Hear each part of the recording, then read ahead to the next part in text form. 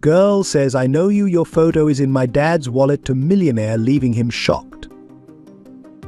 The autumn wind whipped through the cemetery, scattering fallen leaves across the freshly dug grave.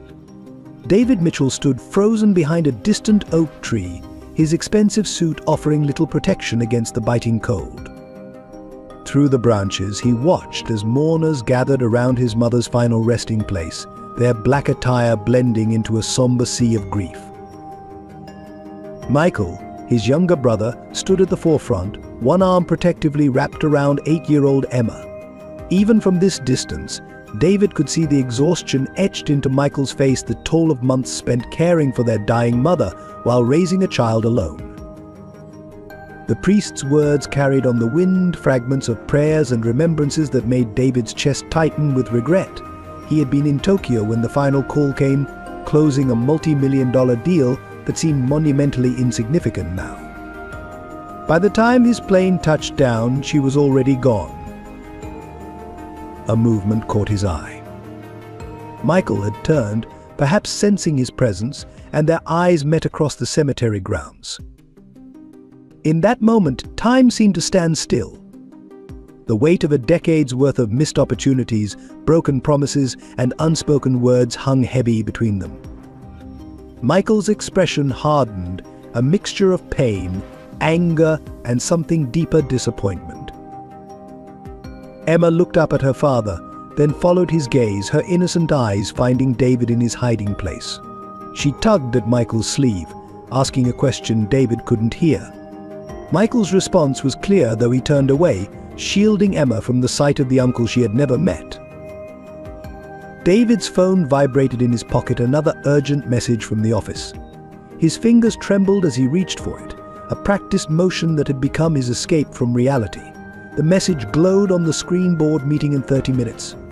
Your presence is crucial. One last look at the funeral gathering. One last chance to step forward, to face his family, to begin making amends. Instead, David Mitchell did what he had perfected over the years. He turned and walked away, each step taking him further from his family and deeper into his self-imposed exile. He never saw Michael's eyes following him, never noticed his brother's hand tightening around the worn photograph in his wallet, the last picture of their family together, taken before success had become David's only measure of worth. If you found yourself drawn into this tale of family, redemption, and the choices that define us, there's much more to come. Subscribe now to unlock the full emotional journey and discover if love truly can heal the deepest wounds. Success had always been David Mitchell's North Star, his singular pursuit that overshadowed everything else in his life. From the moment he left his small hometown, armed with nothing but ambition and a business degree, he had mapped out every step of his ascent to the top. The cramped apartment he shared with 3 roommates in his early 20s became a corner office with a view of Manhattan by 30. Every sacrifice was calculated, every relationship evaluated for its potential return on investment. The first major deal he closed bought him his Rolex. The second paid for his Mercedes.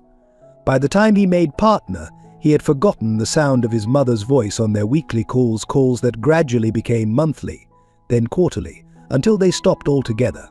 Success, he discovered, was a demanding mistress that left little room for sentimentality. His company, Mitchell Enterprises, grew from a small consulting firm into a global powerhouse under his leadership. Each victory fed his hunger for more, each achievement pushing him further from the modest roots he had worked so hard to escape. The business magazines lauded his ruthless efficiency, his ability to spot opportunities where others saw only risk. The Mitchell touch, they called it, the uncanny knack for turning struggling companies into gold mines. But success exacted its price in silence. The family dinners he missed became years of absence. His mother's illness, when he first heard about it, was just another problem to be solved with money. He sent the best doctors, paid for the finest care, but never once sat by her bedside. Michael's desperate phone calls about her deteriorating condition were screened by his assistant, relegated to voice messages he was always too busy to return. The day he closed his biggest deal, a $2.5 billion merger that made headlines across Wall Street, was the same day his mother asked for him one last time. He had promised to visit that weekend, another promise that would go unkept. The contract signing ran long, the celebrations even longer. By the time he checked his phone, it was too late. Michael's message was brief: she's gone. Don't bother coming now. But David's empire continued to grow, but the cost of his success began to manifest in the emptiness of his achievements. His penthouse apartment, filled with expensive art and designer furniture, echoed with solitude. The board members who praised his business acumen couldn't replace the family he had left behind. Even his relationships became transactional, brief affairs with women who understood that his work would always come first. The newspapers painted him as a business virtuoso, a self-made billionaire who had written his own rules for success. They never mentioned the family photos he had locked away in his desk drawer, or the Christmas cards from Michael that arrived each year, unopened and unanswered. The business world celebrated his independence, never suspecting that each new achievement only deepened his isolation. As his wealth grew, so did the walls he built around himself. His assistant managed his personal life with the same efficiency she brought to his business affairs. Birthdays, holidays, family milestones, all were reduced to calendar entries that could be easily ignored or rescheduled. The young man who had once dreamed of making his family proud had become a stranger to them, a distant figure whose success meant nothing to the people who had once meant everything to him. Years passed, and David Mitchell became exactly what he had always wanted to be: successful, powerful, respected.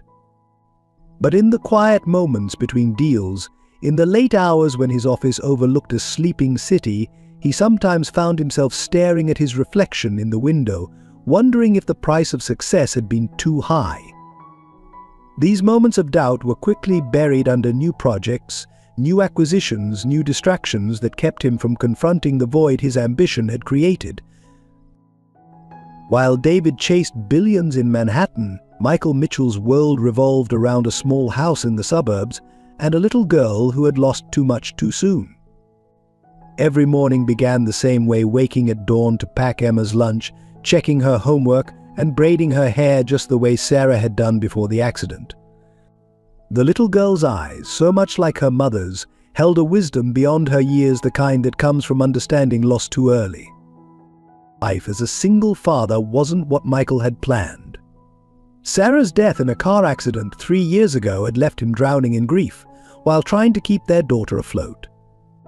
The insurance money barely covered the funeral expenses, and his teaching salary at the local high school stretched thin across mortgage payments, groceries, and Emma's growing needs. Yet he refused to touch the check David had sent: blood money. He called it compensation for years of absence. The walls of their modest home told the story of their small family. Photos of Sarah smiled down from every corner, frozen in time. Michael kept them up, not just for Emma, but as a reminder of the happiness they'd once known. Between parent-teacher conferences and soccer practices, he struggled to be both mother and father to a child who asked questions he wasn't always prepared to answer. Why doesn't Uncle David visit? Emma would ask. Why did Mummy have to go away? Each question was a knife twisting in his heart. The hardest moments came at night, after Emma was asleep. Michael would sit at the kitchen table, surrounded by unpaid bills and unopened letters from David's lawyers' attempts to help that felt more like charity than brotherhood. He worked extra shifts tutoring, took summer school assignments, anything to keep them afloat without accepting help from the brother who hadn't even bothered to attend their mother's last Christmas. The local community became their surrogate family. Other parents took turns driving Emma to soccer practice when Michael had to work late. His students' parents, knowing his situation, often sent extra food with their children, claiming they'd made too much. The kindness of strangers proved more reliable than the promises of family. But there were moments when the weight became almost unbearable, like when Emma made the soccer team and looked around the crowd for a mother who would never cheer her on, or during the father-daughter dance at school, when she clung to Michael with a desperation that spoke of her fear of losing him too. These were the times when Michael's anger at David burned hottest, not for abandoning him, but for missing out on the miracle that was their niece. The photo in Michael's wallet, the one Emma had spotted, was more than just a picture of David. It was a reminder of what they'd lost: the brother who had once taught him to ride a bike, who had defended him from bullies, who had promised to always be there. That brother had died long ago, replaced by a stranger whose success was measured in dollar signs rather than the currency of family bonds. Each night, after finishing the dishes and checking Emma's backpack for the next day, Michael would sit in her doorway, watching her sleep. In these quiet moments, he allowed himself to feel the full weight of his solitude. His daughter was his world, his reason for pushing forward, but the burden of being everything to someone while having no one to lean on himself was crushing. Still, he chose this struggle over David's hollow offers of financial support. Some prices, he knew, were too high to pay. The rift between David and Michael Mitchell wasn't born in a single moment, but grew like a crack in a foundation, spreading slowly until the damage became irreparable. Their last real conversation had been 10 years ago, on a crisp autumn evening when their mother's illness had first been diagnosed. Michael had called, desperation in his voice, begging David to come home. Instead of comfort, he received a wire transfer and promises to handle everything from a distance. Years of built-up resentment exploded that night. "She's dying," David Michael had shouted into the phone. "She doesn't need your money, she needs her son." David's response, cool and calculated, became the epitaph of their brotherhood: "I have meetings I can't reschedule. The money will provide better care than I could anyway." The line went dead, and with it, the last thread of understanding between them. Their differences had always existed. David was the ambitious one, seeing their small town upbringing as a cage to escape. Michael found purpose in simpler things: teaching high school students, coaching little league, being present for family dinners. Where David sought validation in boardrooms, Michael found it in his students' successes and his mother's proud smile. The discovery of Sarah's existence, their sister given up for adoption before either of them was born, should have brought them together. Instead, it became another weapon in their arsenal of hurt. Michael had learned the truth during their mother's final days, a confession whispered between morphine doses. By then, David was unreachable, buried in mergers and acquisitions, his assistant filtering all calls from home. Their interactions became purely transactional. David's lawyers sent papers offering financial support. Michael returned them unsigned. Birthday cards arrived with checks enclosed. They were shredded without response. The distance between Manhattan and their hometown measured more than miles. It spanned a gulf of unspoken words, missed opportunities, and hardened hearts.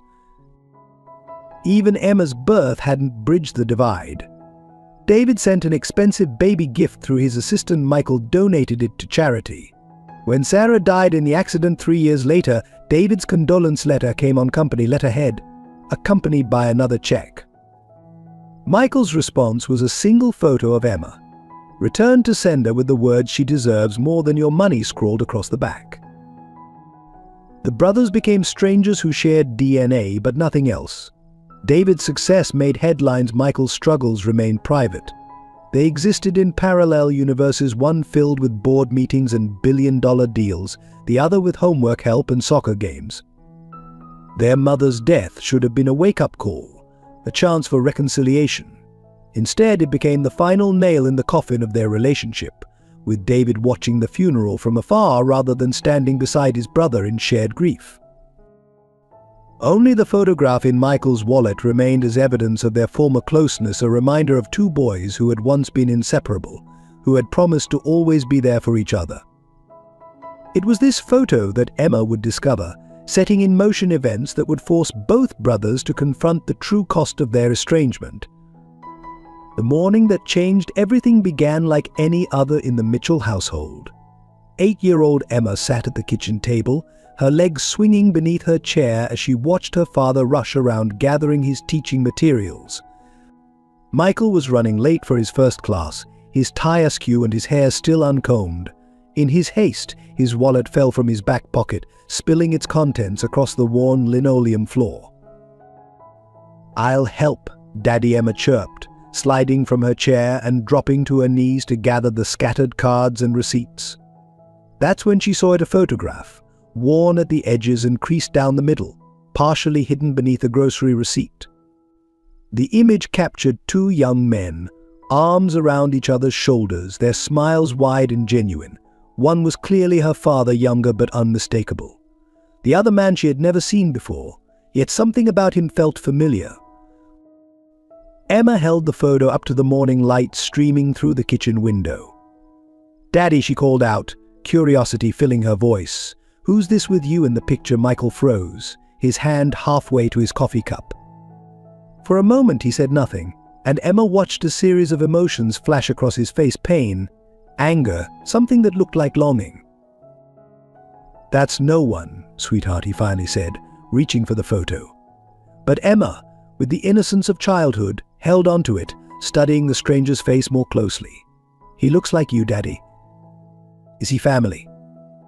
Her words hung in the air like morning mist, heavy with unasked questions. Michael sank into the kitchen chair, his lateness forgotten.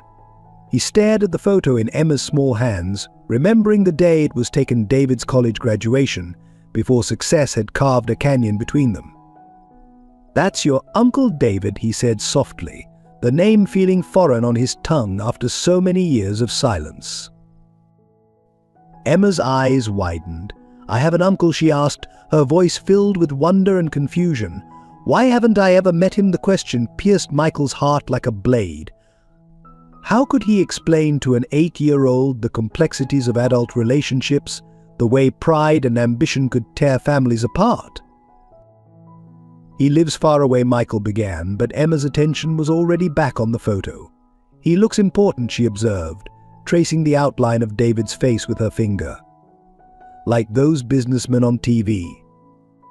Michael couldn't help but smile at her perception. "Yes, he is important," he agreed. "He's a very successful businessman in New York." "Does he know about me?" Emma asked, her innocent question loaded with implications Michael wasn't ready to face. "Does he know I'm his niece?" The morning sun caught the tears welling in her eyes, and Michael felt his resolve crumbling. For years he had protected Emma from the pain of David's absence, but perhaps in doing so, he had denied her something too. "He knows about you," Michael said carefully, pulling Emma onto his lap. "But sometimes grown-ups make complicated choices that keep them apart, even when they're family." Emma leaned back against his chest, still holding the photo. "That's sad," she said simply, with the profound wisdom children sometimes possess. Michael looked at his watch. He was now officially late for his first class, but as Emma sat there, studying the uncle she had never met, he knew this moment was more important than any lesson he could teach today. "Would you like to hear about him?" he asked, surprising himself with the offer. Emma nodded eagerly, and for the first time in years, Michael found himself talking about David, not the successful businessman who had abandoned them, but the brother who had once taught him to throw a baseball, who had helped him with his math homework, who had promised to always be there.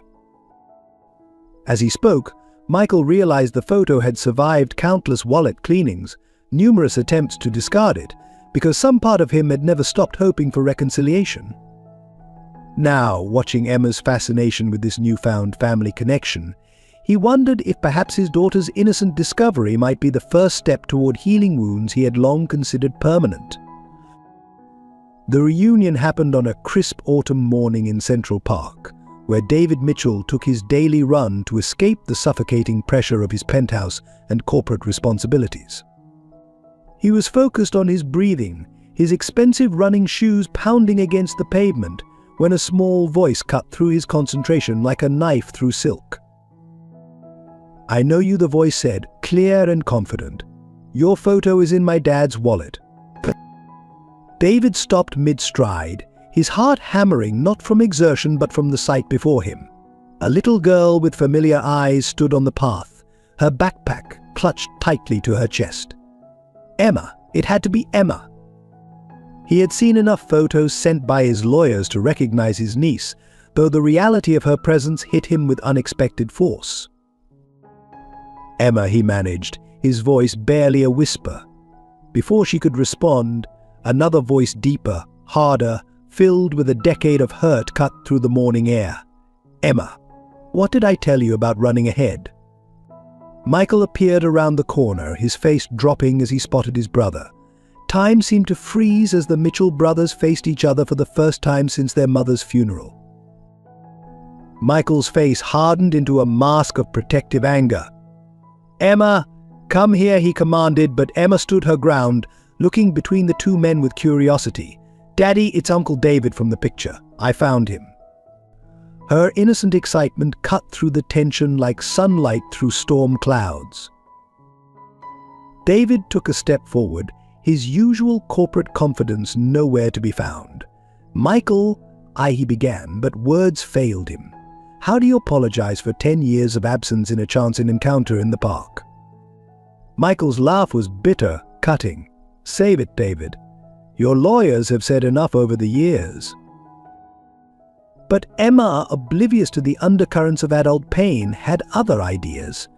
"Daddy said you live in New York," she announced, moving closer to David. "He told me stories about when you were little." Michael's face flickered with something surprise, perhaps, that he had shared anything positive about his estranged brother.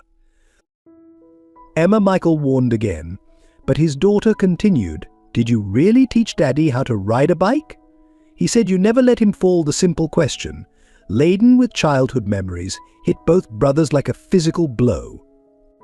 David's throat tightened as he remembered that summer day, the pride in protecting his little brother, the promise he had made and broken to always be there.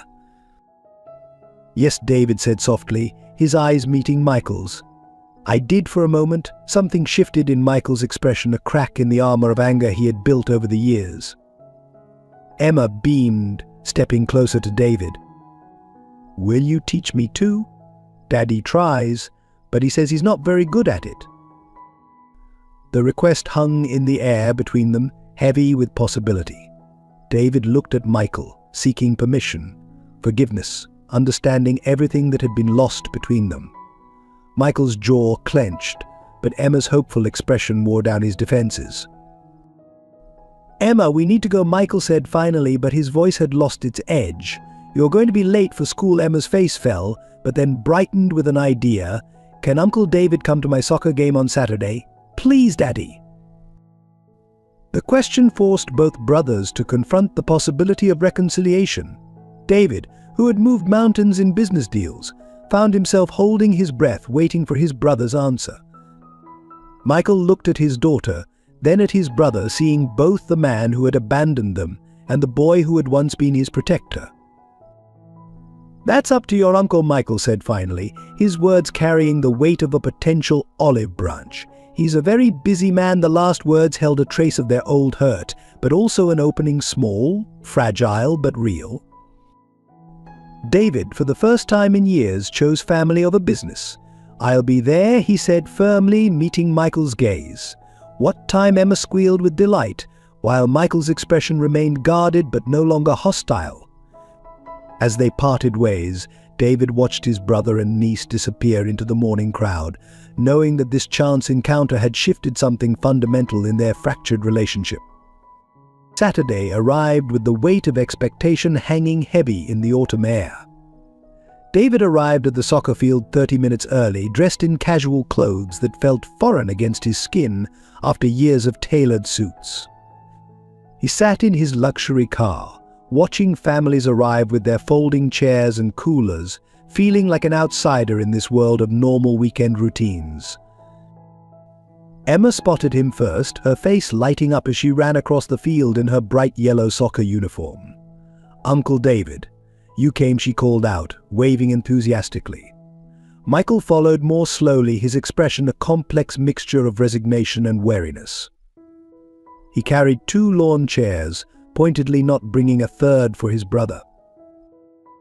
"I promised I would," David replied, awkwardly accepting Emma's spontaneous hug. The warmth of her small arms around his waist caught him off guard. When was the last time anyone had hugged him with such unconditional acceptance? Michael cleared his throat, breaking the moment. "Emma, you need to warm up with your team." As Emma ran off to join her teammates, the brothers stood in uncomfortable silence. David gestured toward the field. "She seems happy." Michael's response was curt, "No thanks to you." The words hung between them like a wall built of missed birthdays and unanswered calls. Throughout the game, David found himself drawn into Emma's world. She played with fierce determination, her face set in concentration as she chased the ball. When she scored a goal, her first instinct was to look toward the sidelines, seeking approval from both her father and her newly discovered uncle. David stood and cheered, earning a sideways glance from Michael. "She's good," David ventured during halftime. "She gets that from Sarah," Michael replied, the name of their deceased sister-in-law landing like a punch to David's gut. "You'd know that if you'd been around." The accusation was clear. David had missed not only Emma's childhood, but also the tragedy that had shaped it. After the game, Emma bounded over, her face flushed with excitement. "Did you see my goal, Uncle David?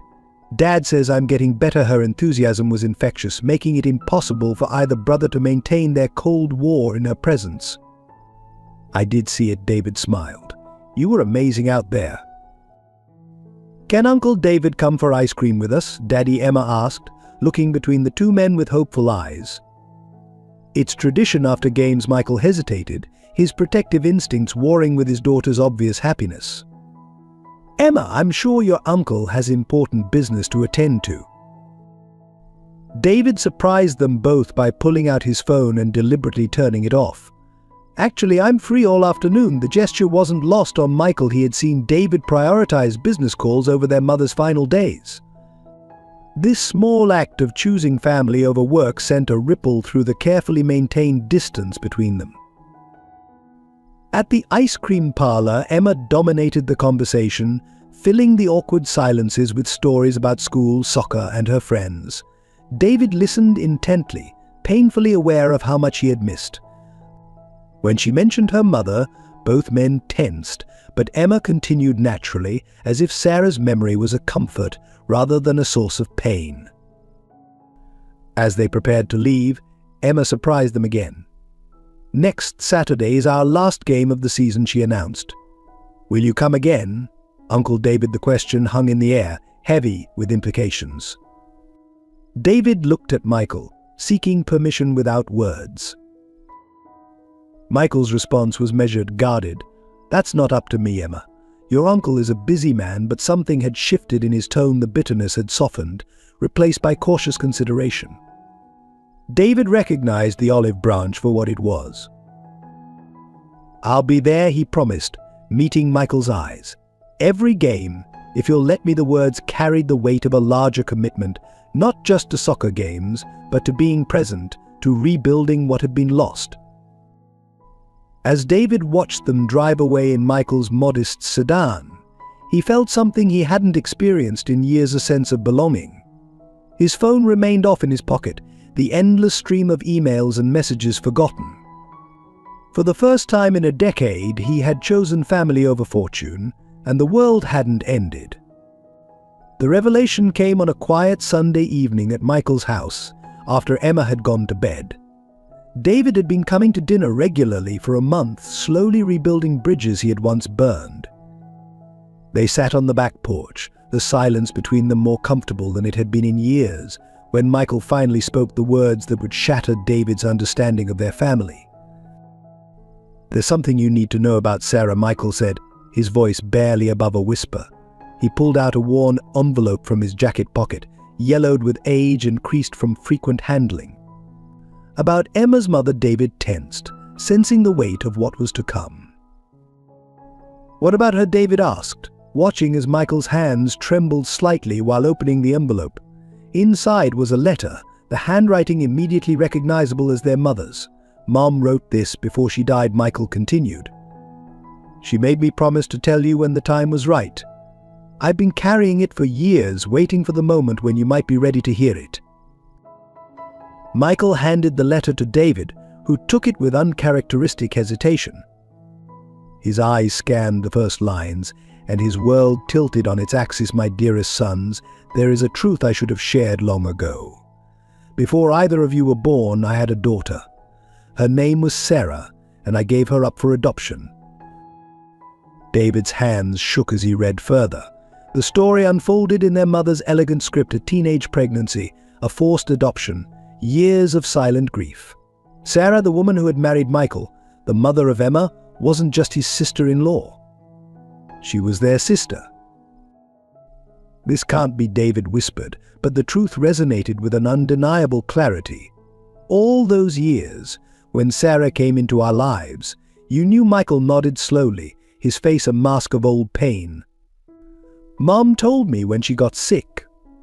Sarah had found her first, traced her adoption records. They had a relationship for years before she met me.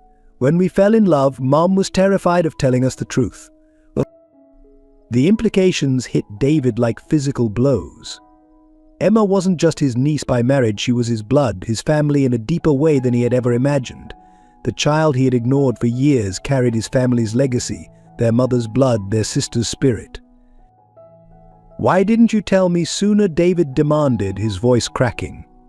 Michael's laugh was bitter, tinged with years of hurt.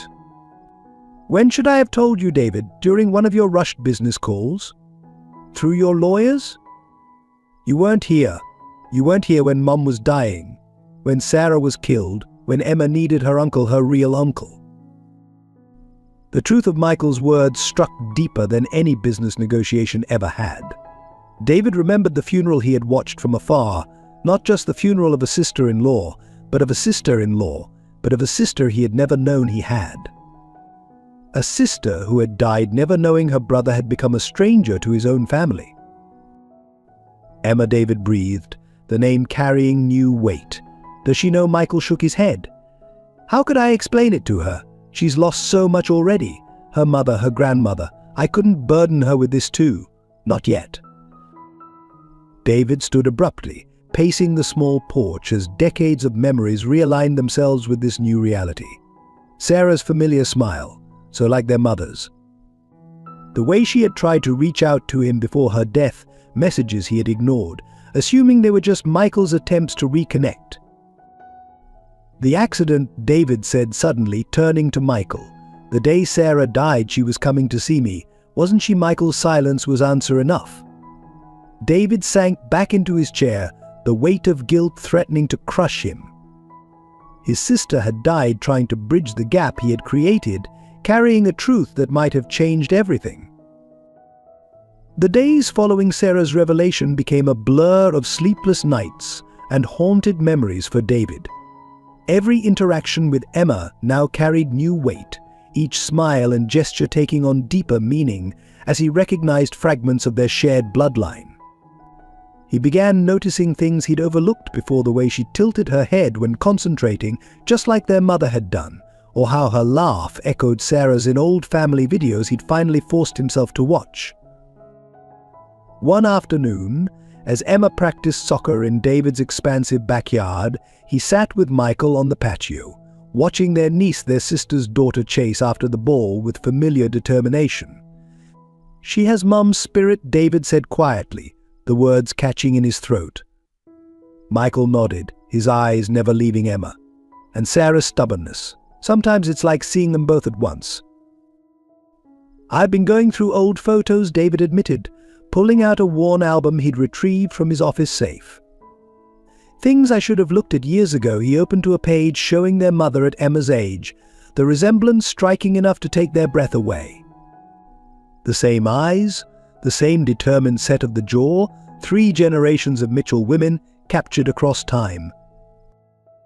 "Sarah tried to tell me, didn't she?" David asked, his voice heavy with regret. "All those messages I ignored, the letters I sent back unopened." Michael's silence spoke volumes. Finally, he pulled out his wallet, removing not just the photo Emma had found, but another hidden behind it: Sarah at their mother's hospital bedside, both women smiling despite the circumstances, a secret shared between them. "She wanted you to know before Mom passed," Michael explained, his voice tight with emotion. "She said every child deserves to know their full story. But you were unreachable, buried in your empire building, by the time she decided to drive to New York herself." He couldn't finish the sentence. The weight of that fatal decision hung between them. David stood abruptly, walking to the edge of the yard where Emma was still practicing. She looked up at him with a bright smile, their mother's eyes shining from Sarah's face. "Uncle David, watch this." She called out, attempting a complicated kick she'd been working on. The word uncle now felt simultaneously too much and not enough.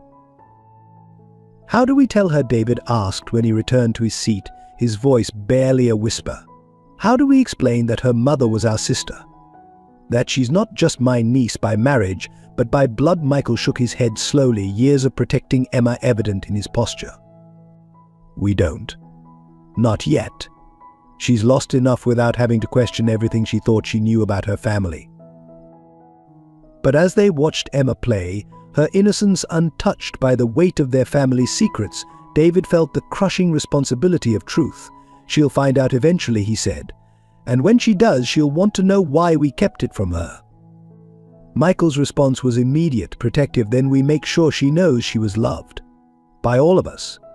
By Sarah, by Mom, even by you, especially by you, even when you didn't know the full truth." Emma's laughter echoed across the yard as she finally mastered the kick she'd been practicing. She turned to them both, seeking approval, and David felt the full impact of their shared blood. This child, who had forgiven his absence so easily, who had welcomed him back into her life without question, carried not just Sarah's legacy, but their entire family's history in her veins. "I'm staying," David said suddenly, firmly. "No more business trips, no more missed moments. She deserves to know her family, all of it, and I want to be here when she's ready to learn the truth." Michael studied his brother's face, searching for any trace of the corporate mask he'd worn for so long. Finding none, he nodded slowly. As the evening shadows lengthened across David's manicured lawn, Michael reached into his worn leather messenger bag and pulled out a bundled stack of envelopes, held together with a faded blue ribbon. "There's more," he said quietly, his voice heavy with the weight of years of secrets. "Sarah wrote to you, every week for months before the accident." David's hands trembled as he accepted the bundle. The envelopes were all addressed to his office in Manhattan, each one marked "Return to sender" in his assistant's precise handwriting. "I kept them all," Michael continued. "Even after the accident. I couldn't bring myself to throw them away." Opening the first letter, David recognized Sarah's flowing handwriting immediately. "Dear David," he read aloud, his voice catching. "I know this may come as a shock, but there's something you need to know about our family." The words blurred as tears filled his eyes. Letter after letter revealed Sarah's journey, discovering her adoption records, finding their mother, the shock of realizing her husband's brother was also her brother. "She never gave up trying to reach you," Michael said, watching as David sifted through the letters with increasing desperation. "Even when I told her it was hopeless, that you'd chosen your business over family, she insisted you deserved to know the truth. She believed in you, David, right until the end." The final letter was dated the day of the accident. It was unsealed, never sent. "I'm coming to see you," Sarah had written. "Some truths need to be spoken face to face. Mom wanted us all to be a family, and Emma deserves to know her uncle, her real uncle. I'll be there by afternoon." David's hands shook so violently that the letter fell to the ground. "She was coming to tell me in person," he whispered, the full horror of his actions finally hitting him. "If I had just answered one call, opened one letter." Michael picked up the fallen page, handling it with the reverence of a sacred text. "She left early that morning," Michael said, his voice distant with memory. "She was so determined. Said that even if you threw her out of your office, at least she would have tried. The truck driver, they said he fell asleep at the wheel. She never had a chance." The silence that followed was deafening. David stared at the stack of letters, each one representing a chance he'd squandered, a connection he'd refused to acknowledge. Why keep them, he finally asked. Why not destroy them after everything that happened? Michael was quiet for a long moment, absently touching the worn edges of the envelopes. "Because Emma asks about her mother," he said finally. "She wants to know everything about her. Someday she'll want to know why her uncle was absent for so long. These letters, they're proof that Sarah never gave up on family, that she believed in the power of truth, even when it was difficult. "I don't deserve this," David whispered, but Michael cut him off. "No, you don't. But Emma deserves to know that her mother fought for our family until the very end, that she saw good in you even when you couldn't see it in yourself." The weight of Sarah's forgiveness, preserved in these unopened letters, pressed down on David like a physical force. Each envelope represented a chance at redemption he'd carelessly discarded, too busy building his empire to notice his family crumbling around him. The process of rebuilding trust began with small gestures. David started showing up at Michael's house every morning before work, coffee in hand, just to sit in companionable silence while Emma got ready for school. At first, Michael's responses were guarded, limited to short nods and clipped answers, but gradually the ice began to thaw. David cleared his schedule every Thursday afternoon for Emma's soccer practice, arriving in casual clothes instead of his usual suits. He'd stand next to Michael on the sidelines, careful to maintain the physical and emotional distance his brother still needed, but present nonetheless. Sometimes they'd discuss Emma's improving skills, other times they'd just watch in silence, but it was a silence that grew more comfortable with each passing week. The breakthrough came unexpectedly during one of these practices. Emma had taken a hard fall on the field, and both men instinctively stepped forward in concern. As she picked herself up, flashing them a brave smile, Michael murmured, "She's tough, like Sarah."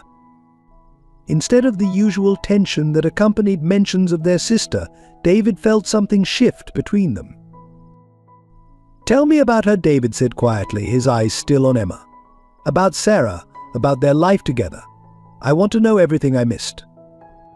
Michael hesitated, then slowly began to share stories: Sarah's determination to make every moment count with Emma, her laugh during family dinners, her endless patience with both her daughter and her husband. With each story, David felt the weight of his absence more keenly, but also sensed Michael's walls beginning to crumble. David started handling the practical matters differently too. Instead of sending checks through his lawyers, he began asking Michael directly what Emma needed. When Michael mentioned her growing out of her soccer cleats, David didn't just order the most expensive pair online, he took them both to the sporting goods store, letting Emma try on different options while he and Michael debated the merits of various brands. The real test came when Emma's school announced a father-daughter dance.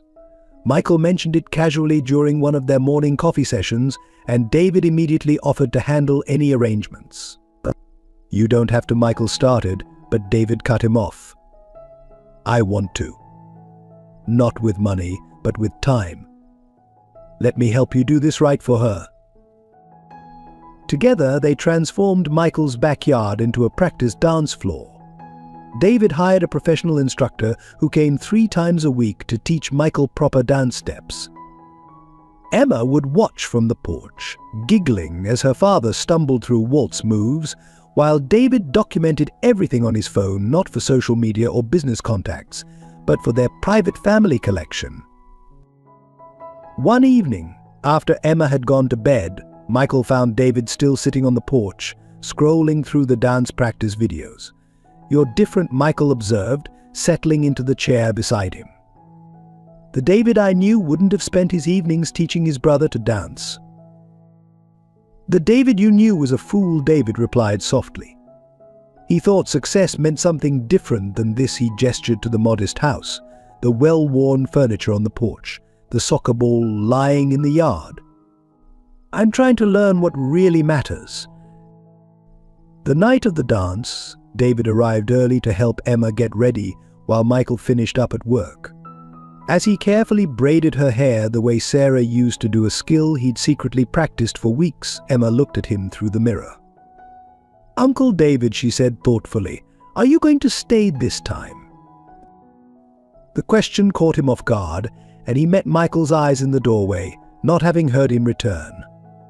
"Yes," David answered firmly, holding his brother's gaze. "I'm staying. For as long as you both want me here." Michael's expression softened, and for the first time since their reunion, David saw a glimmer of his younger brother, the one who had once looked up to him, who had trusted him completely.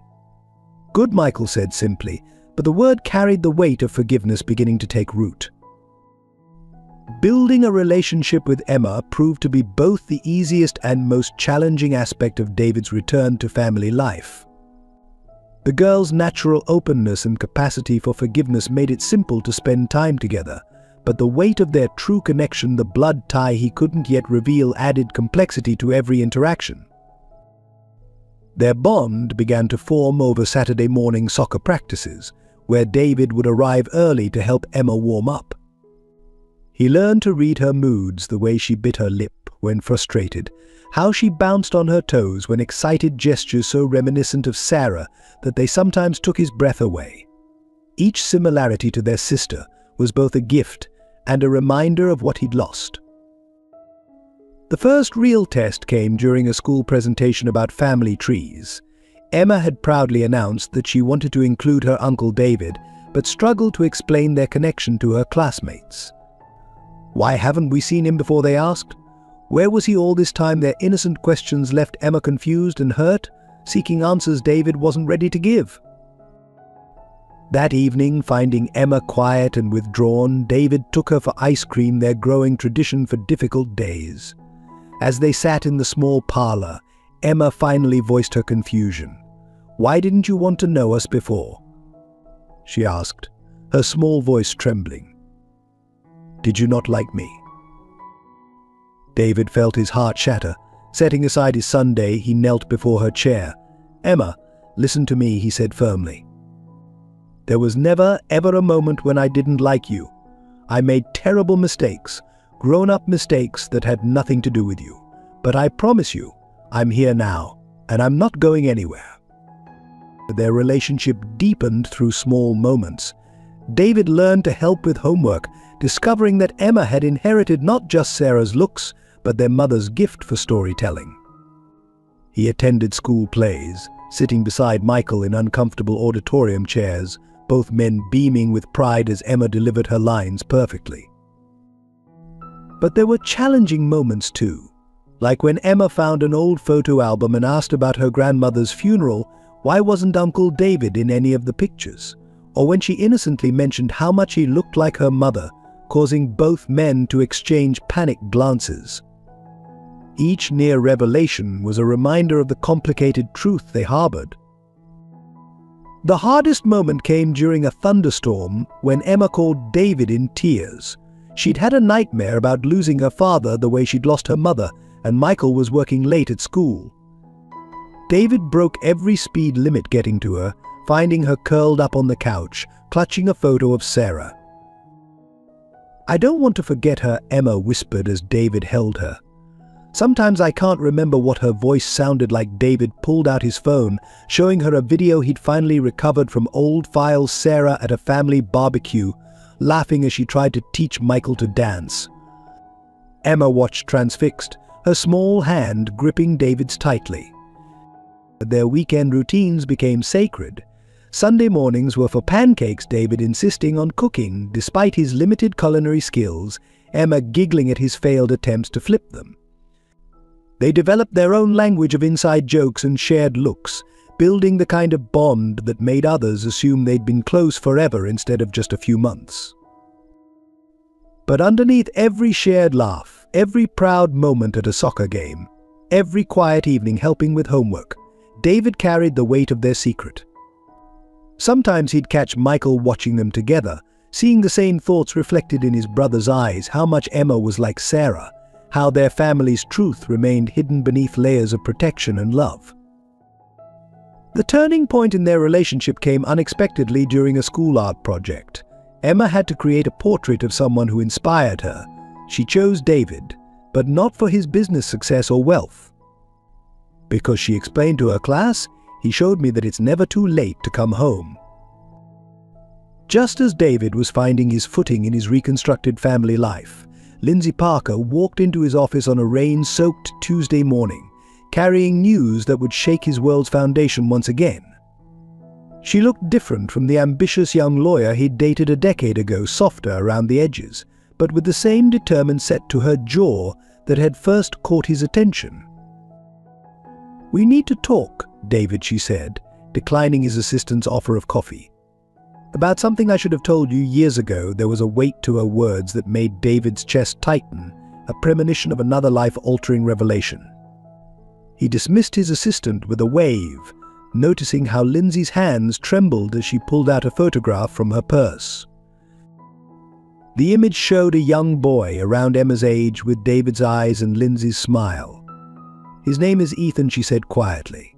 "He's 8 years old. He's your son." The words hit David like physical blows, each one forcing the air from his lungs. The boy in the photo was undeniably his, the same cleft chin, the same serious expression he'd seen in his own childhood photos. David started, but Lindsay cut him off. "I found out I was pregnant right after you ended things. You were so focused on building your empire, so clear about not wanting distractions.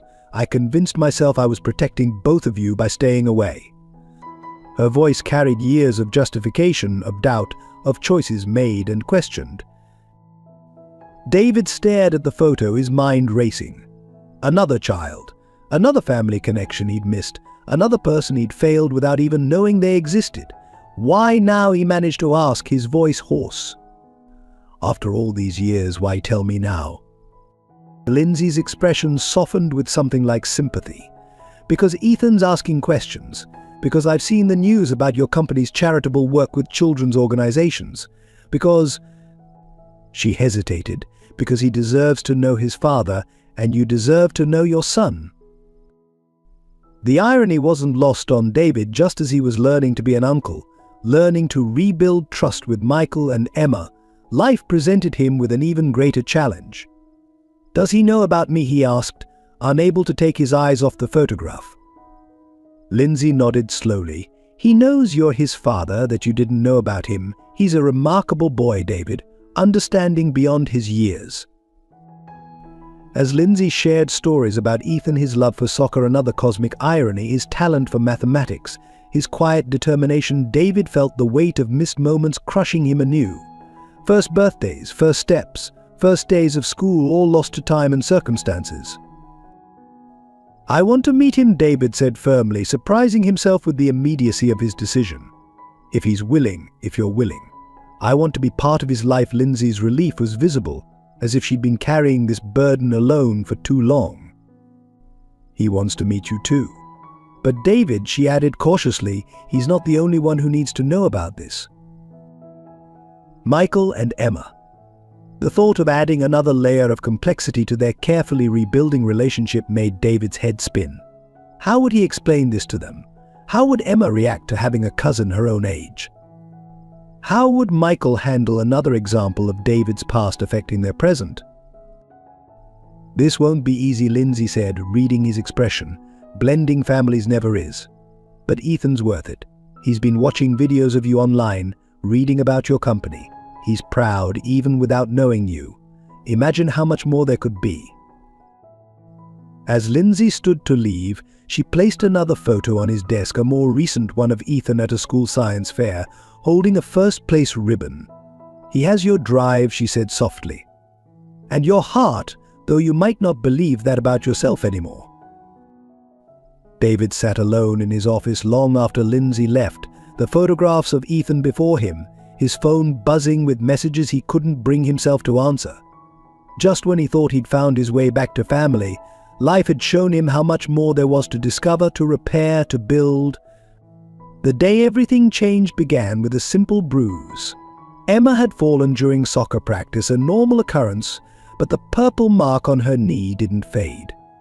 Instead, it spread, accompanied by a fatigue that seemed to drain the usual sparkle from her eyes.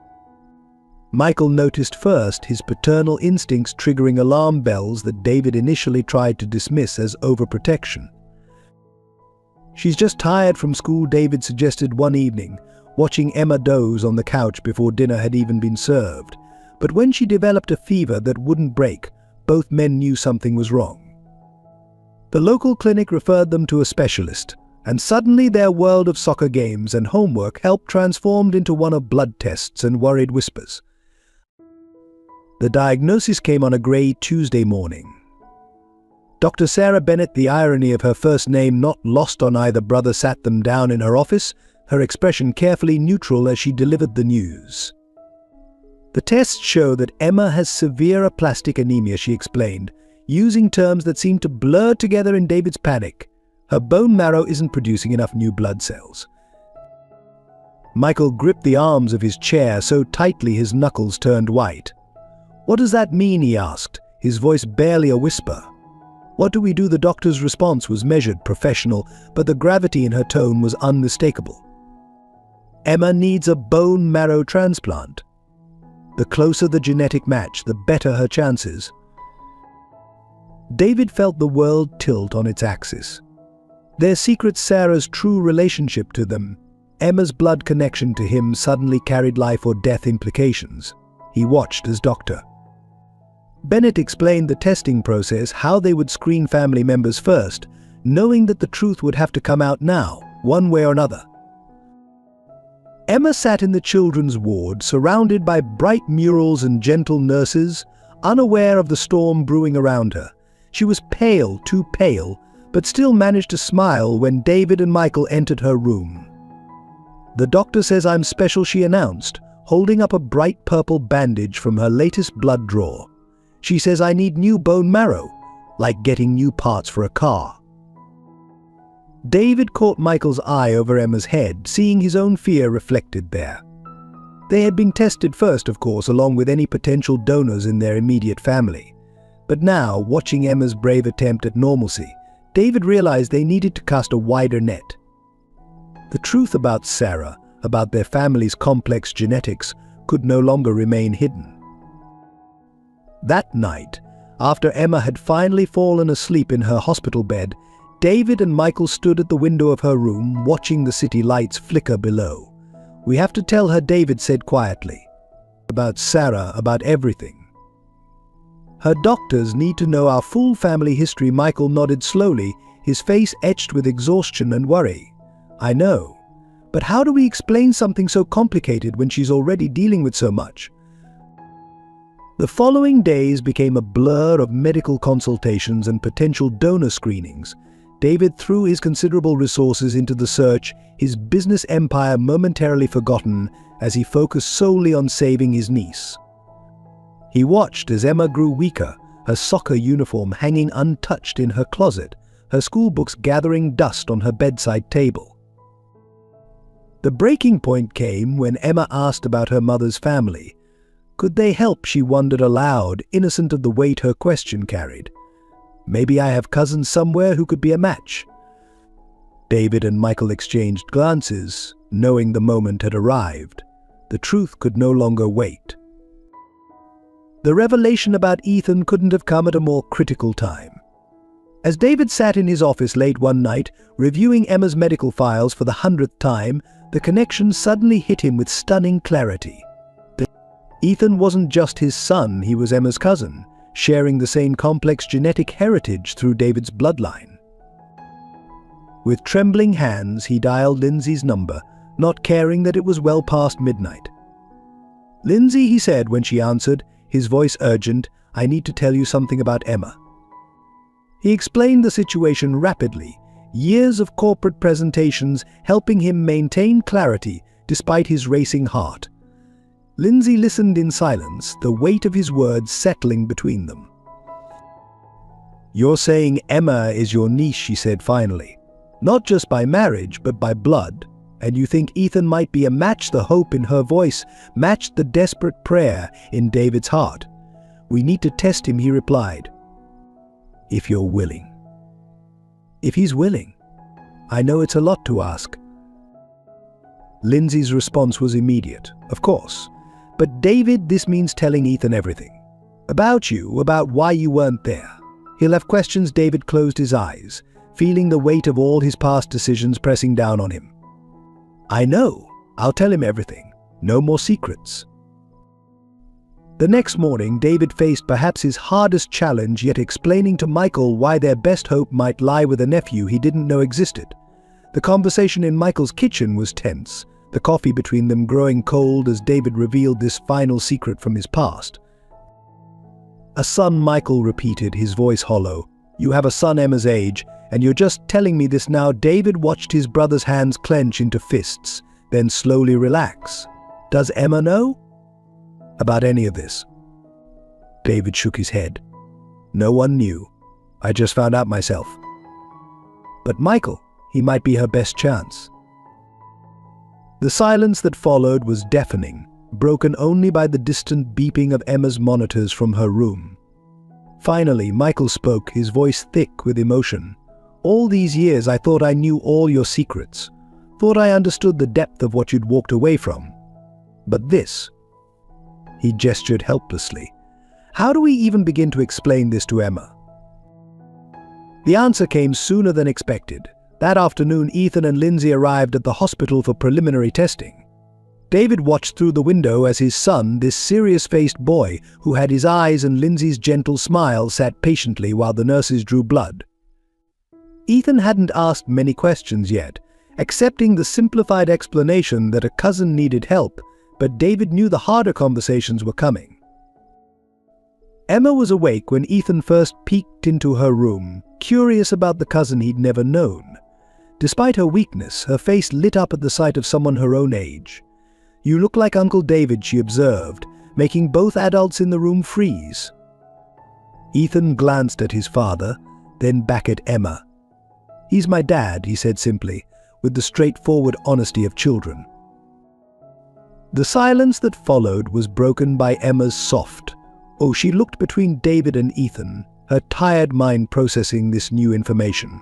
Then, with the resilience that had amazed them all throughout her illness, she simply patted the edge of her bed. "Want to see my comic books? The nurses brought me new ones yesterday." The revelation of Ethan's existence created ripples through the already fragile family dynamic. Michael, despite his initial shock, found himself watching the easy interaction between Emma and Ethan with a mixture of gratitude and resentment. The children had formed an instant bond, unencumbered by the complex web of adult relationships surrounding them, but the truth about their connection still loomed like a storm cloud on the horizon. One evening, after the preliminary tests showed promising results, Michael confronted David in the hospital corridor. "You should have told me," he said, his voice low and controlled. "About Ethan, about Lindsay, about all of it. We're supposed to be rebuilding trust, David. How many more secrets are you keeping?" David leaned against the sterile wall, exhaustion etched in every line of his face. "I didn't know about him until recently," he explained for what felt like the 100th time. "And then Emma got sick, and everything happened so fast." Michael's bitter laugh cut him off. "That's always been your excuse, hasn't it? Everything happening too fast, no time to think about family." Their argument might have escalated further if Lindsay hadn't appeared, her expression stern. "Not here," she said firmly, nodding toward Emma's room where both children were visible through the window. "They don't need to see this." Her intervention forced both men to step back, to remember what was really at stake. The tension reached its peak when the time came to explain the full truth to Emma and Ethan. The four adults, David, Michael, Lindsay, and Dr. Bennett, gathered in Emma's hospital room, facing two children who sensed the gravity of the moment. "There's something we need to tell you both," David began, his corporate confidence deserting him completely. The story unfolded in pieces, each adult adding their part. They explained about Sarah, about adoption and hidden connections, about how Ethan and Emma were more than just cousins. They were bound by blood ties that none of them had known existed until recently. Emma listened with wide eyes, her small hand finding Ethan's as the truth emerged. "So my mum was your sister?" Emma asked David, her voice trembling. "And you didn't know?" The pain in her question cut through all the adult complications. David moved to her bedside, kneeling to meet her eyes. "No, sweetheart, I didn't know. And I'll regret that for the rest of my life." Ethan's reaction was quieter but no less profound. He looked at his father, then at Emma, processing the reality that the cousin he'd just met was connected to him in ways none of them had imagined. "Is that why you want my bone marrow?" he asked finally. "Because we're really family." Lindsay stepped forward, her hand on Ethan's shoulder. "We want to test if you're a match because you might be able to help Emma get better," she explained gently. "Being family just means we found each other at exactly the right time." The children's acceptance of the situation shamed the adults into reconciliation.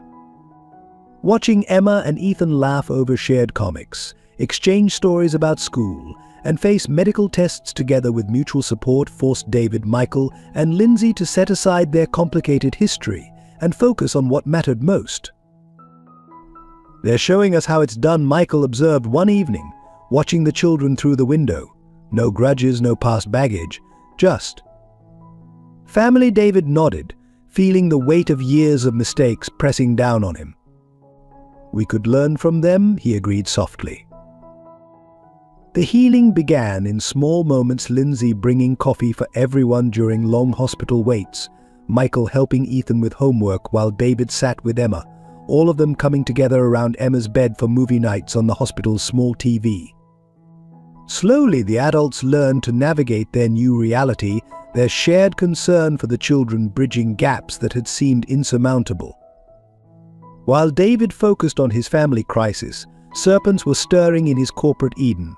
Richard Walsh, his longtime CFO and supposed friend, had been quietly orchestrating a hostile takeover, exploiting David's absence to sow doubts among the board members about his leadership capabilities. The first warning came in a late-night call from Rachel, his loyal assistant. "David, something's wrong," she said, her usual composure cracking. "Walsh called an emergency board meeting without notifying you. They're voting on a motion of no confidence." The news should have devastated him, but David found himself strangely calm, sitting in Emma's hospital room watching her sleep. The betrayal ran deeper than just Walsh. Documents began surfacing, carefully doctored to suggest financial mismanagement under David's leadership. Board members he'd trusted for years suddenly became unreachable, their secretaries offering polite excuses. The empire he'd spent a decade building was being dismantled piece by piece by piece, and for the first time in his life, David couldn't bring himself to care. Michael found him in the hospital cafeteria, staring at headlines announcing his company's plummeting stock prices. "I heard," Michael said simply, sliding a cup of coffee across the table. "Walsh was on the morning news. He's painting quite a picture." David looked up at his brother, expecting to see satisfaction at his corporate downfall. Instead, he found concern. "You're not fighting back," Michael observed. It wasn't a question. David shrugged, his eyes drifting toward the pediatric ward where Emma was undergoing another round of tests. "What's the point?" "Emma needs me here. The company. It's just money." The words surprised them both. They sounded nothing like the David Mitchell who had once chosen a board meeting over their mother's funeral. But Walsh wasn't content with merely taking control of the company. His attacks became personal, leaking stories to the press about David's abandoned family, twisting the narrative of his reconciliation with Michael into something calculating and cruel. The coverage threatened to disrupt Emma's peace in the hospital, with reporters trying to sneak onto the pediatric floor for photos of the billionaire's sick niece. The final straw came when Walsh attempted to freeze David's personal assets, claiming corporate misappropriation. The action would have halted the expensive medical treatments Emma desperately needed. For the first time since the crisis began, David felt the old fire return, not for his company, but for his family. "I need your help," he told Michael that evening, spreading documents across Emma's bedside table after she'd fallen asleep. "Walsh doesn't know about Sarah, about our real connection to Emma. He thinks this is all some publicity stunt." Michael studied the papers, his teacher's mind quickly grasping the implications. "You want to use the truth to fight back?" David nodded slowly. "Not for the company. For Emma, for our family." The brothers worked through the night, piecing together their family story not as a weapon, but as a testament to redemption and rediscovered bonds. When Lindsay arrived the next morning with Ethan, She found them still working, united in purpose for the first time in decades. "Count me in," she said, reviewing their strategy. "I'm tired of hiding too." As a lawyer, Lindsay quickly identified the weaknesses in Walsh's legal assault. More importantly, she understood how to present their family's truth in a way that would neutralize his attacks without exploiting Emma's illness. The irony wasn't lost on David. His lifelong pursuit of corporate success had nearly destroyed his family, and now his family might be the key to saving everything he'd built. But as he watched Emma and Ethan playing cards, their laughter echoing through the hospital room, he realized that he'd finally learned to measure wealth in something other than dollars. The day Emma collapsed during a routine walk around the hospital ward, everything else ceased to matter. David was on the phone with his lawyers, discussing Walsh's latest moves, when he heard Michael's desperate shout echo down the corridor. He found them in the hallway, Emma unconscious in her father's arms, her skin pale as winter moonlight. The medical team descended in a blur of urgent voices and quick movements, pushing both men aside as they rushed Emma back to her room. Dr. Bennett's face was grim as she emerged hours later. "Her numbers are dropping faster than we anticipated," she explained, her professional demeanor barely masking her concern. "We need to move forward with the transplant immediately." Ethan's preliminary tests had shown promise, but the final compatibility results weren't due for another day. The waiting felt like torture, each hour marked by Emma's weakening vital signs. Michael refused to leave her bedside, holding her small hand and whispering stories about Sarah, about the mother she'd lost too young. David stood at the window, watching his brother and niece, feeling more helpless than he ever had in any boardroom crisis. All his wealth, all his business acumen, meant nothing in the face of Emma's failing health. Lindsay arrived with Ethan, who immediately went to Emma's bedside, his young face serious as he looked at his cousin's pale form. "Tell me again about the transplant," Ethan asked Dr. Bennett, his voice steady despite his obvious fear. The doctor explained the procedure once more, using simple terms that belied its complexity. Ethan nodded, squeezing Emma's hand. "I'm not scared," he declared, though his grip on his mother's arm suggested otherwise. Night fell, bringing no improvement. Emma drifted in and out of consciousness, her moments of lucidity filled with brave smiles that broke their hearts. During one clear moment, she looked at David with Sarah's eyes. "Uncle David," she whispered, "will you tell me about my mom?" The real story. The question brought all four adults to tears. The hospital room became their world, time measured in beeps of medical equipment and changes of IV bags. Michael paced endlessly, a caged tiger of paternal worry. David stood sentinel by the door, as if his presence could somehow ward off further decline. Lindsay managed them all, ensuring they ate, rested, remained human in their vigil. When Emma's fever spiked dangerously high in the pre-dawn hours, Dr. Bennett ordered ice packs and cooling blankets. David helped the nurses pack them around his niece's small body, remembering how she'd laughed just weeks ago during a water balloon fight in his backyard. The contrast between that vibrant child and this still form was almost unbearable. "She's a fighter," Michael said hoarsely, more to himself than anyone else. "Like Sarah." Like Mom, David gripped his brother's shoulder, the gesture conveying what words couldn't. They stood together, united in their fear and hope, all past grievances forgotten in the face of possibly losing Emma. Ethan refused to go home, camping out on the room's small couch, his presence a constant reminder of their last best hope. He watched the medical staff with solemn attention, asking quiet, intelligent questions about what each treatment was meant to do. His maturity in the crisis made David ache with pride and regret for all the years he'd missed. In the darkest hour of their vigil, when Emma's fever finally broke but left her weaker than ever, Michael pulled David aside into the quiet hospital chapel. From his wallet, worn and stretched with years of use, he extracted a letter even more weathered than Sarah's previous ones. The paper was yellowed, the creases so deep they threatened to tear. "Mum wrote this," Michael said, his voice rough with exhaustion. "The night before she died. I've been carrying it ever since, waiting for the right moment." David stared at the envelope, recognizing their mother's distinctive handwriting addressing it simply to "my sons." "I couldn't give it to you at the funeral," Michael continued. "You were so distant, watching from behind that tree. And after everything with Sarah, it never seemed like the right time." His hands trembled as he held out the letter. "But Emma's fighting for her life, and I think we both need to hear Mum's words now." David accepted the envelope with reverence, his fingers tracing the familiar script. Together they sat in the chapel's first pew, the sterile hospital air heavy with anticipation. As David began to read aloud, their mother's voice seemed to fill the small space. "My dearest David and Michael, if you're reading this, I'm gone, and I pray you're reading it together.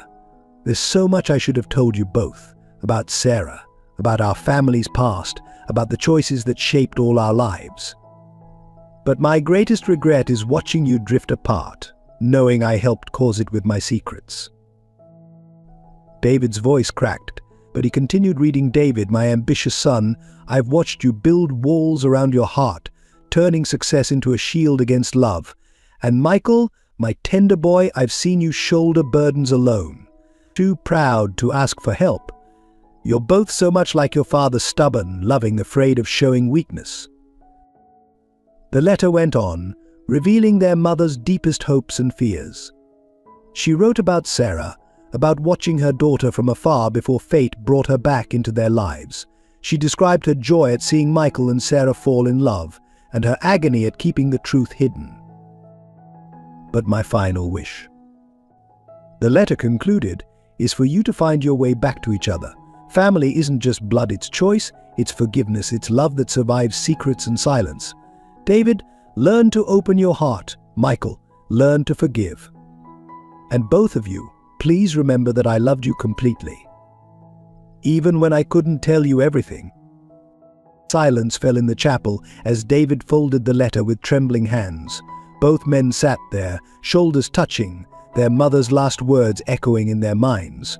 Finally, Michael spoke, his voice barely above a whisper. "She knew, somehow, that we'd need these words today." "Why now?" David asked, still staring at the folded paper. After all this time, Michael glanced toward the chapel door, toward the ward where Emma fought for her life. "Because Emma's bringing us all together, just like Sarah did. And maybe," he hesitated, "maybe it's time we both listened to Mom's last wish." David nodded slowly, understanding flowing between them. Their mother's letter wasn't just about the past, it was about the future they needed to build. For Emma, for Ethan, for the family they were slowly reconstructing from the ashes of secrets and regret. The truth about Sarah's deeper connection to David emerged from a dusty box of hospital records that Lindsay discovered while searching for additional family medical history.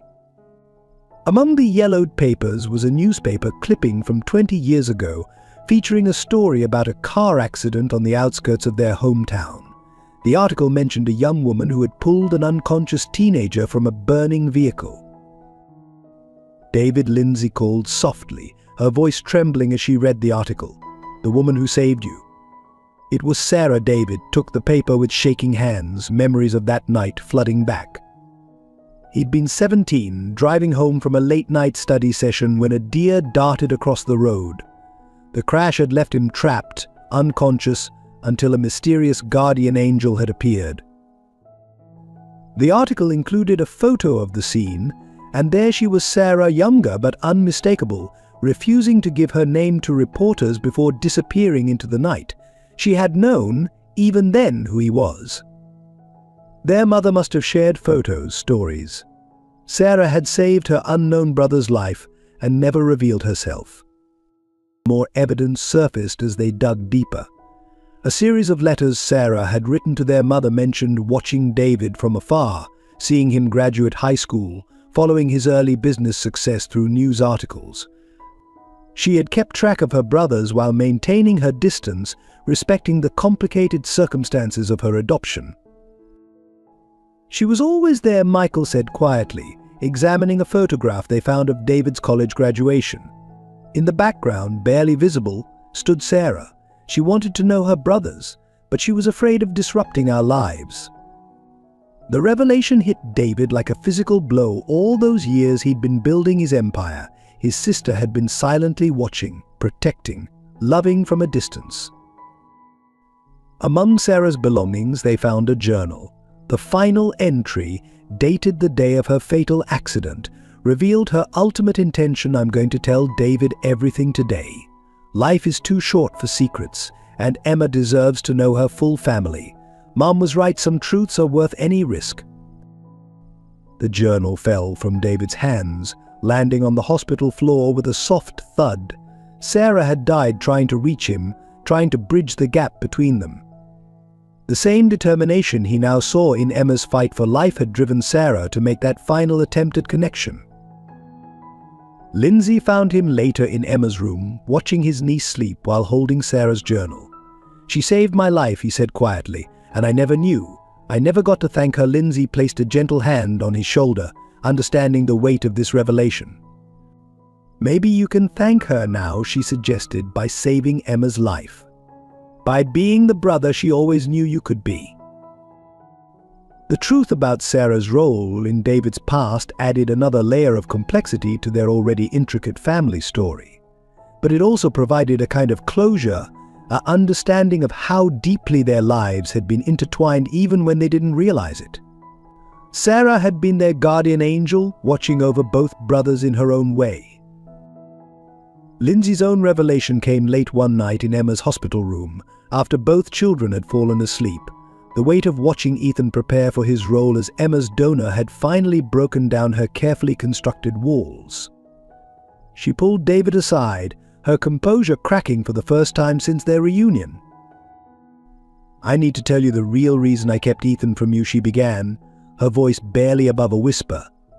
It wasn't just about your career or my pride. She pulled out an old letter from her bag, the paper creased and worn from repeated handling. The letterhead bore the name of David's former mentor and business partner, James Harrison. James came to see me when I was 3 months pregnant, Lindsay continued, her hands trembling. He said he was acting on your behalf, that you'd confided in him about our relationship. He offered me money to disappear, to keep quiet about the baby.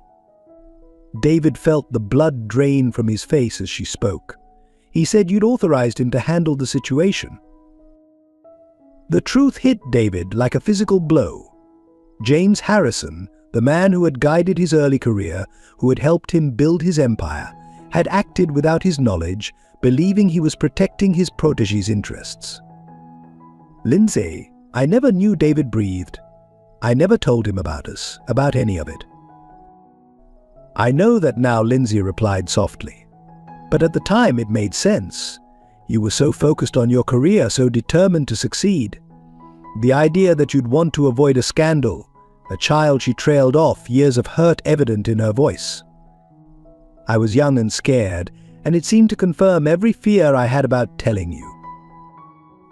The revelation cast their past in a harsh new light.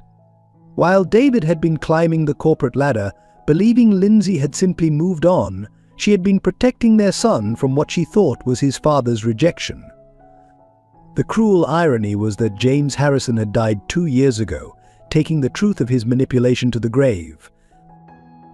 After James died, I started seeing news about your charitable work, your focus on children's causes, Lindsay explained. You seemed different, more human.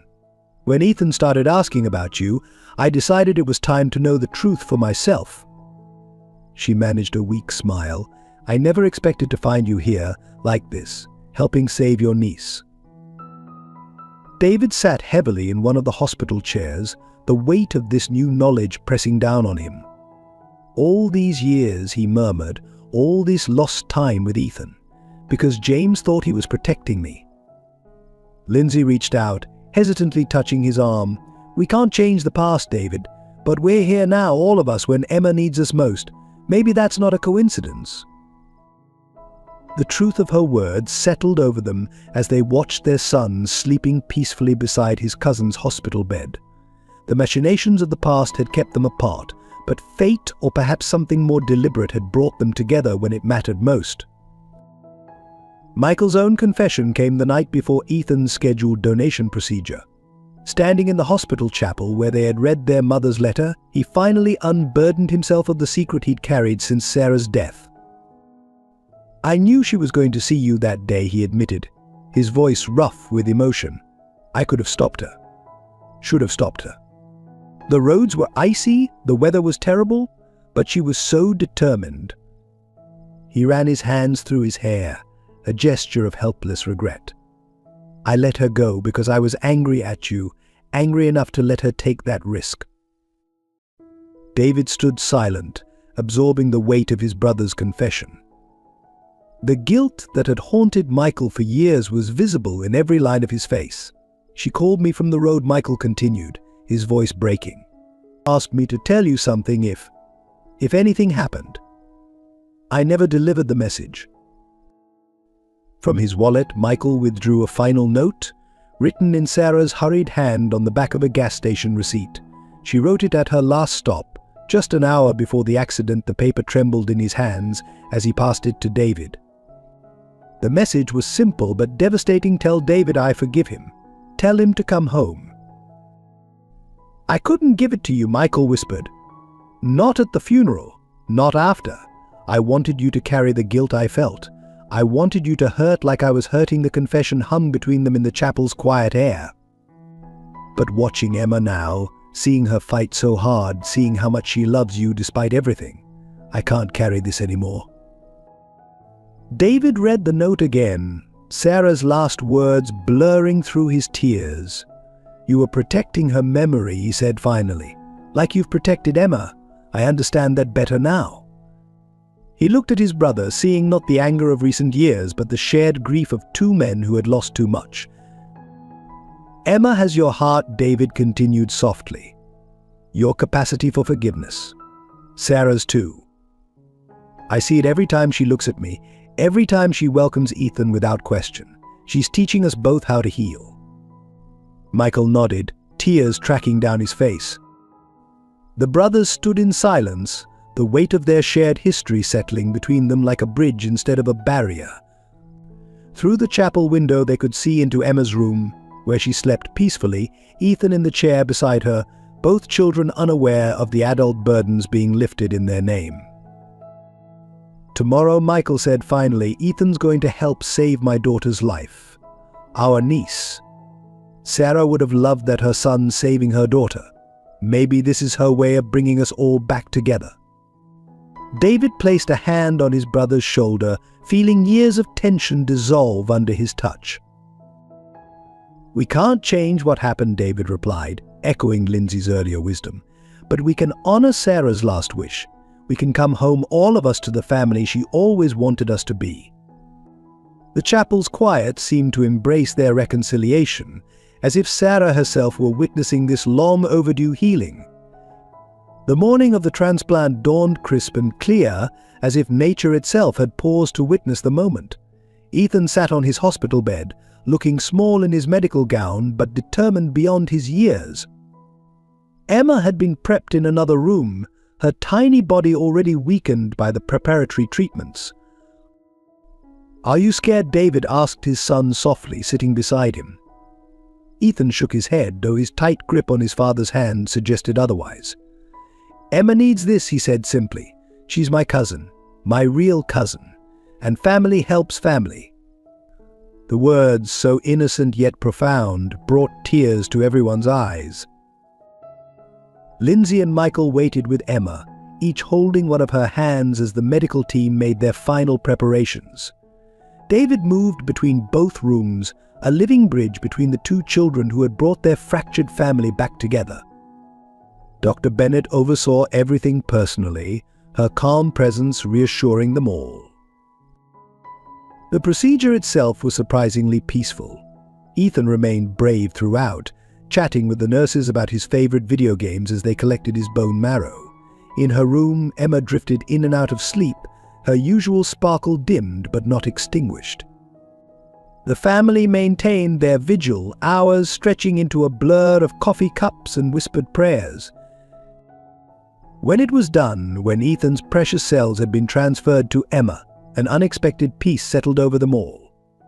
The waiting began days of monitoring, of watching for signs that Emma's body was accepting this gift from her cousin. Ethan insisted on being wheeled to her room as soon as he was able, the two children sharing popsicles and trading gentle fist bumps. The first positive signs came gradually. Emma's color improved, her blood counts began to rise, and her energy slowly returned. Each small victory was celebrated by the entire floor nurses who had grown to love the brave little girl, doctors who had fought alongside her, and the family that had been reformed through her struggle. A week after the transplant, Emma asked for her soccer ball. Though she could barely kick it from her bed to the door, the request brought joyful tears to Michael's eyes. It was the first time she'd shown interest in anything beyond surviving. Ethan, still moving carefully himself, stood at the foot of her bed as a makeshift goalkeeper, making exaggerated dives at her gentle kicks. The real turning point came when Dr. Bennett announced that Emma's body was showing no signs of rejection. The genetic match was perfect, she explained, smiling at both children. Sometimes the closest family ties are the ones we discover when we need them most. The adults exchanged knowing looks, understanding the deeper truth in her words. As Emma grew stronger, the hospital room that had been their world for so long began to feel less like a medical space and more like a family gathering place.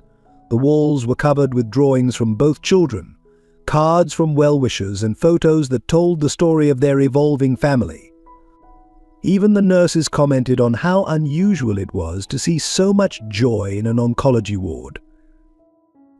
The day Emma was discharged from the hospital marked more than just her medical recovery.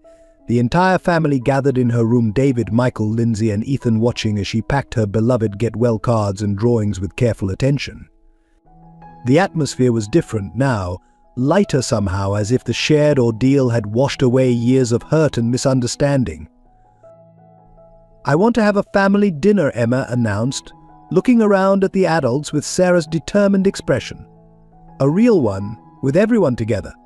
At Uncle David's house, since its biggest, the simplicity of her request brought smiles to everyone's faces. Even Michael, who had once sworn never to set foot in his brother's mansion, found himself nodding in agreement.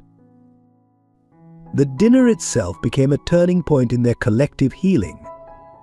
David's formal dining room, usually reserved for business meetings, was transformed by children's laughter and casual conversation.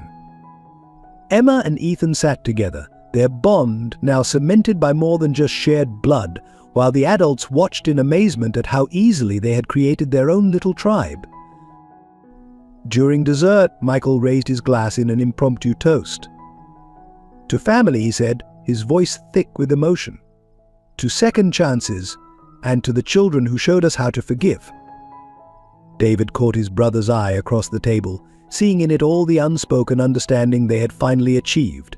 The wall between them, built of pride and pain, had crumbled under the weight of their shared love for Emma and Ethan. Lindsay, watching the brothers exchange, added her own quiet words. "To Sarah," she said softly, "who brought us all together in ways we never expected." The name that had once caused such tension now brought gentle smiles. They could speak of her freely now, sharing stories that helped Emma and Ethan understand the remarkable woman who had touched all their lives. Later that evening, as the children played in the backyard under the warm sunset, David found himself standing between his brother and Lindsay, watching their children chase fireflies. "We're going to do this right," he said firmly. "All of us together. No more secrets, no more distance." Michael nodded, clapping his hand on David's shoulder. "Sarah would have loved this," he said. Seeing her family whole at last, the touch lingered, no longer awkward or hesitant, but warm with restored brotherhood. Lindsay smiled, watching Ethan show Emma how to cup the fireflies gently in his hands. The transformation in their relationships was subtle but profound. Sunday dinners became a tradition, rotating between homes but most often at David's, where the children had claimed the pool as their domain. Business meetings were scheduled around soccer games and school events, Birthday celebrations doubled in size and joy, with 2 children to celebrate and 3 parents to spoil them. "We're a bit unconventional," Lindsay observed one evening, watching the newly formed family dynamic unfold. "But maybe that's what makes it work." She was right. Their family defied traditional labels, bound together by choice as much as blood. The love between them had been tested by fire and emerged stronger, purer for the trial. The final board meeting of Mitchell Enterprises took place on a Thursday afternoon, exactly 1 month after Emma's release from the hospital. David stood before the assembled directors, his posture relaxed in a way that would have been unthinkable just months ago.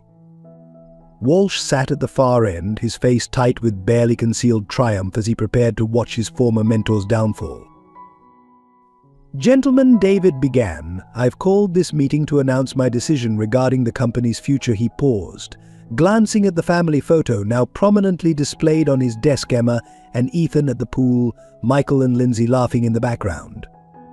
"I'm selling my controlling interest in Mitchell Enterprises." The boardroom erupted in shocked whispers. Walsh's triumphant smile froze, then faltered as David continued. "But not to you, Richard. I'm selling to Harrison Industries with one condition: that they maintain our children's medical research division with full funding for the next 20 years. The decision had come to him during one of Emma's follow-up appointments. Watching other families struggle with the same fears and hopes they had faced, his wealth could serve a greater purpose than personal gain or corporate power plays. "My father once told me that success was about building something that lasts." David addressed the stunned board. "I thought he meant business empires. I was wrong. What lasts is family. What matters is the legacy we leave in lives touched, not dollars earned." That evening, David hosted a family dinner to share his news. Emma and Ethan were in the pool, their laughter providing a soundtrack to the adults' conversation. "Are you sure about this?" Michael asked, concern evident in his voice. "You've built this company from nothing." David smiled, watching his son teach Emma a new swimming technique. "I built it instead of building relationships. Instead of being there for Mom, for Sarah, for you. I'm choosing differently now." Lindsay squeezed his hand, understanding the weight of his decision. The sale would leave him wealthy enough to maintain their comfortable lifestyle, but no longer a billionaire. The business world was already buzzing with speculation about his downfall, but standing there with his family, David had never felt richer. "Besides," he added, pulling out architectural plans from his briefcase, "I have a new project in mind." The blueprints showed a medical research facility, its focus on pediatric diseases. "The Sarah Mitchell Children's Research Center," he announced. "A real legacy in our sister's name." Michael's eyes welled with tears as he studied the plans. Emma and Ethan, drawn by the adults' emotional response, dripped pool water on the blueprints as they examined their future contribution to the family story. "Can we help?" Emma asked, her eyes bright with purpose. "For Mom." "For everything," David answered, gathering his family close. "For second chances, for forgiveness, for love that survives all our mistakes." The setting sun painted them in golden light, a family reformed through trial and grace, choosing each other over everything else. Dear readers, if this story of redemption, family bonds, and second chances has touched your heart, we invite you to join our storytelling community. Share your thoughts in the comments about how family has shaped your own life. Your experiences might inspire others on their journey of healing and reconciliation. Subscribe to support our team's commitment to bringing you more compelling narratives that explore the depths of human relationships. Help us spread these messages of hope by sharing this story with friends and family who might need its healing touch. Every like, comment, and share helps us continue crafting stories that remind us of what truly matters in life. Thank you for being part of our storytelling family.